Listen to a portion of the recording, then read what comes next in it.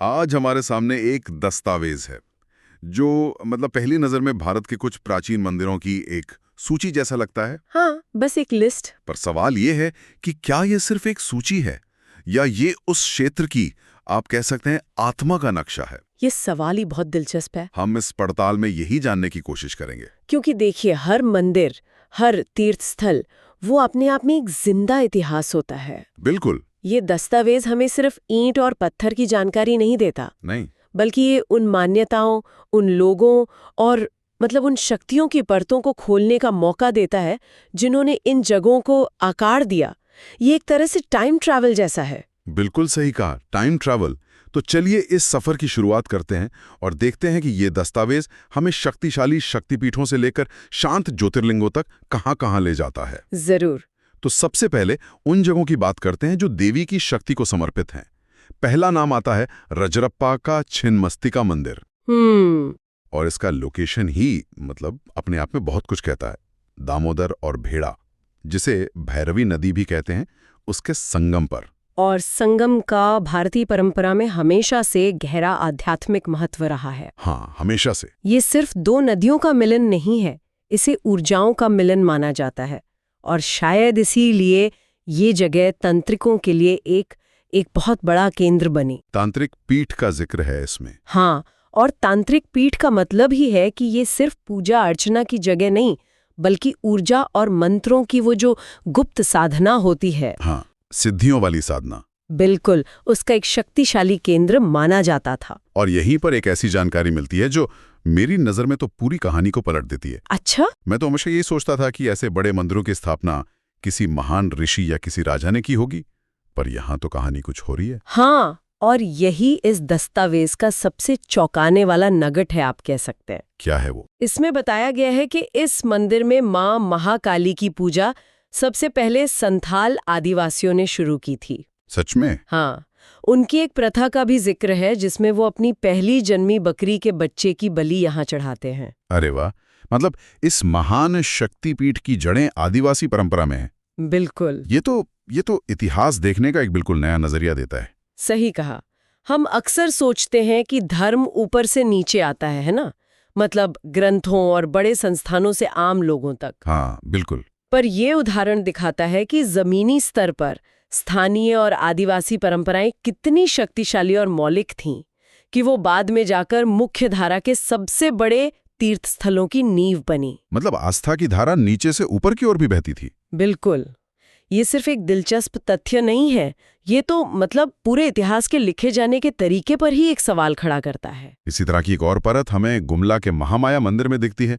दस्तावेज बताता है कि ये 908 ईस्वी में बना था। हाँ, नागवंशी राजा गजघंट ने बनवाया था, यानी 1100 साल से भी ज्यादा पुराना। और ये भी एक तांत्रिक पीठ है जहां मां काली की मूर्ति स्थापित है। हाँ, लेकिन यहाँ जो एक बारीक जानकारी दी गई है वो उस समय के भारत की एक गजब की झलक दिखाती है। आप उस मंदिर के पहले पुरोहित की बात कर रही हैं ना? हाँ, बिल्कुल। एक मिनट, 10वीं सदी में एक मराठा ब्राह्मण, ये तो बहुत हैरान करने वाली बात है ना? उस जमाने में इतनी दूर से, महाराष्ट्र से लेकर आज के झारखंड तक, किसी पुरोहित को क्यों बुलाया गया होगा? यही तो सवाल है। क्या स्थानीय स्तर पर योग्य पुरोहित नहीं थे या इसके पीछे कोई और राजनीतिक या सांस्कृतिक कारण था? यह एक बेहतरीन सवाल है। यह हमें सोचने पर मजबूर करता है। हो सकता है कि उन मराठा ब्राह्मण की तंत्र साधना में कोई विशेष ख्याति रही हो। अच्छा। जिसकी वजह से राजा गजघंट ने उन्हें विशेष रूप से आमंत्रित किया हो। ये उस दौर में ज्ञान और विशेषज्ञता के सम्मान को दिखाता है। और ये इस बात का भी सबूत है कि भारत सांस्कृतिक रूप से कितना जुड़ा हुआ था। विचार, लोग और परंपराएं हजारों किलोमीटर का सफर करती थी। और ये बात सिर्फ लोगों के आने जाने तक सीमित नहीं थी।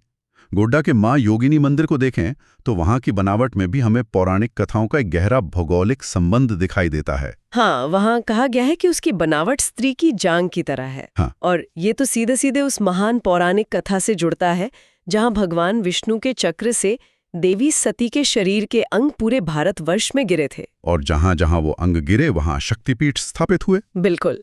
तो ये मंदिर सिर्फ एक इमारत नहीं है, बल्कि उस अखिल भारतीय पौराणिक नक्शे का एक हिस्सा है। और वहां मूर्ति की जगह उसी आकृति के पत्थर के टुकड़े की पूजा होती है। हाँ, जो इस कहानी को और भी ज्यादा प्रामाणिक बना देता है। और इस मंदिर के पीछे एक व्यक्तिगत कहानी भी जुड़ी है। इसका सारा खर्च मतलब श्रीमती चारुशीला देवी ने उठाया था। बिल्कुल, ये बात इसे राजाओं द्वारा बनवाए गए मंदिरों से थोड़ा अलग करती है ना? हाँ, ये हमें याद दिलाता है कि आस्था सिर्फ शाही संरक्षण पर निर्भर नहीं थी। सही कहा। एक अकेली भक्त का समर्पण भी एक पूरे तीर्थ का निर्माण कर सकता था। ये भक्ति की व्यक्तिगत शक्ति का प्रतीक है। अब एक और अनोखे मंदिर की ओर बढ़ते हैं, नगार का उषा तारा मंदिर। इसे भी एक सिद्ध तंत्र पीठ कहा गया है, लेकिन यहाँ कुछ ऐसा है जो इसे बाकी तांत्रिक पीठों से भी अलग करता है। हाँ, और वो है एक ही छत के नीचे काली कुल की देवी उषा तारा और श्री कुल की देवी लक्ष्मी का एक साथ होना। अच्छा, ये बात सुनने में शायद सामान्य लगे, लेकिन तंत्र की दुनिया में ये बहुत बड़ी बात है। ये बड़ी बात क्यों है?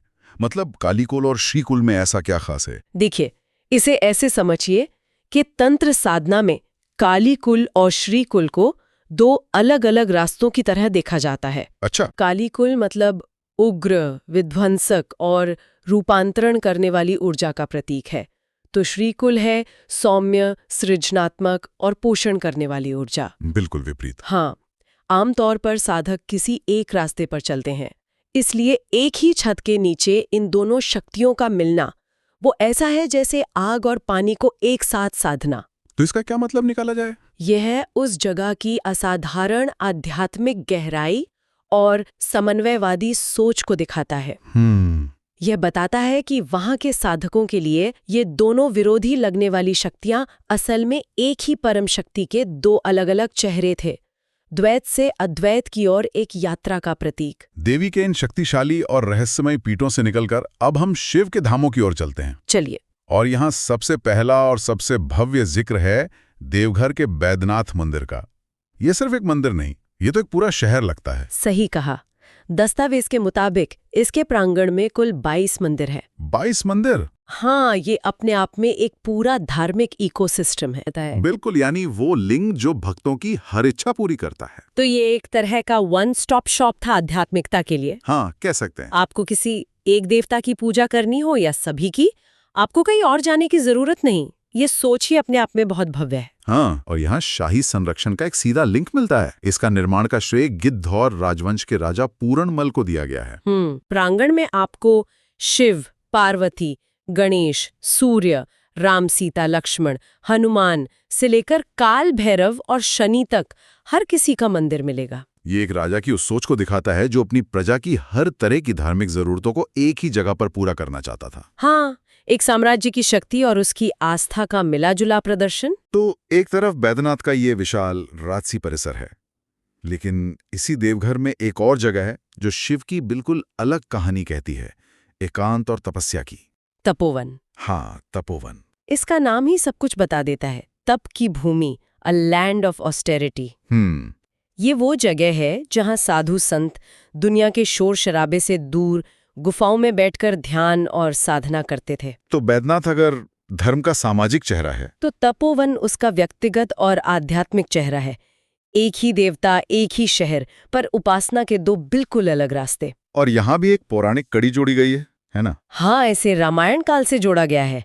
ये मान्यता है कि माता सीता ने भी यहाँ तपस्या की थी। अच्छा। ये इस स्थान के आध्यात्मिक महत्व को और भी गहरा कर देता है। ये भारत की उस खासियत को दिखाता है जहाँ इतिहास, पौराणिक कथाएं और भूगोल एक दूसरे में इस तरह गुंथे हुए हैं कि उन्हें अलग करना नामुमकिन है। हर पत्थर के पीछे एक कहानी है, और हर कहानी किसी न किसी पत्थर से जुड़ी है। अब आखिर के दो मंदिरों पर आते हैं जो एक अलग ही दौर और एक अलग ही भक्ति परंपरा की कहानी कहते हैं।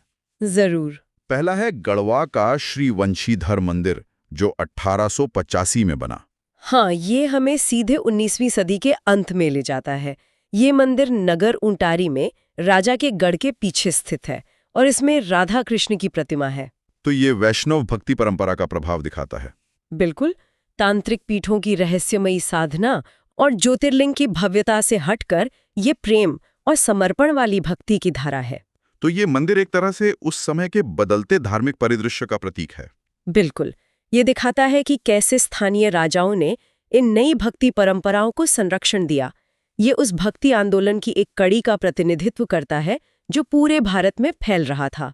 और आखिर में एक और मंदिर जो अपनी बनावट से ज्यादा अपने नाम के पीछे की कहानी के लिए मशहूर है, देवघर का युगल मंदिर, जिसे नौलखा मंदिर भी कहते हैं। हाँ, नौलखा मंदिर। हाँ, और इसका कारण बिल्कुल साफ है। दस्तावेज बताता है कि इसके निर्माण में 9 लाख रुपए खर्च हुए थे। 9 लाख रुपए उस जमाने में? हाँ, आज के हिसाब से तो ये करोड़ों अरबों होंगे। ये सोचना ही हैरान करने वाला है कि किसी एक व्यक्ति की आस्था इतनी मजबूत हो सकती है। और वो भी किसी राजा ने नहीं, बल्कि एक भक्त ने दान दिए थे। अच्छा। हाँ, ये नाम नौलखा मंदिर उस मंदिर को बनाने वाले दानदाता के गुमनाम योगदान को हमेशा के लिए अमर कर देता है। ये जनभागीदारी और भक्ति की शक्ति का प्रतीक है। बिल्कुल, जो राजसी खजानों से भी बड़ी थी। ये दिखाता है कि मंदिर सिर्फ राजा महाराजा ही नहीं बनवाते थे, बल्कि आम भक्तों के बड़े दान से भी भव्य निर्माण संभव थे। तो इस पूरे सफर के बाद अगर हम वापस अपने शुरुआती सवाल पर लौटें,